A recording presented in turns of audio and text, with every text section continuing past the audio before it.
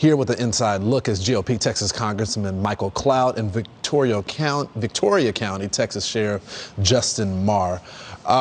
Congressman, can you please paint the picture for the audience of the criminal enterprise that's at the border? I've been to the border about 4 times, and you don't get across unless the cartel says it's okay. You don't. And that applies to much of the trade as well. So, we know the human crisis that's going on at the border. We know the drug crisis that's going on at the border. The cartels control the entire southern border. There's been reports they're now handing out wristbands to kind of keep tabs on who's paid to cross which section, to whether to cross the river or not, whether to cross a certain territory or not. And the way one human smuggler put it was they're doing that so they don't accidentally kill the wrong person.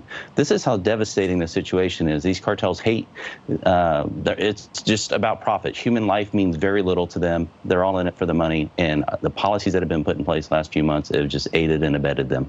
And Sheriff, how does this impact the community at large, the people that live in your county and the counties surrounding the border? It impacts us greatly. Regionally, we've had a large increase in stolen motor vehicles and other crimes. And then when the deputies get involved with what usually turns into a vehicle pursuit with these smugglers, they have no regard for life, liberty, or property. They'll damage anything in their way to get away. They'll drive through multiple ranches, just destroying property. And like I said, there's really no regard on the care. But yeah, Congressman, let's get into MS-13.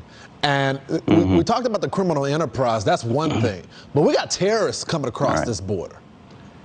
Exactly. And we know MS-13, they're one of the most violent criminal cartels that are operating along our southern border. They are working along with cartels, or I should say terrorist organizations, to get special interest aliens, is what they will call them, into the United States.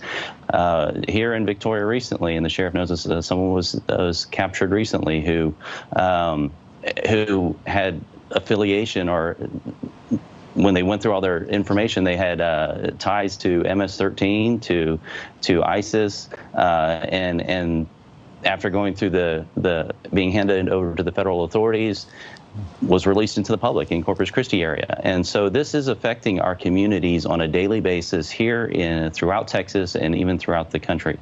Now, Sheriff, the governor of Texas, Greg Abbott, is stepping up. Got DPS that's backing you guys up.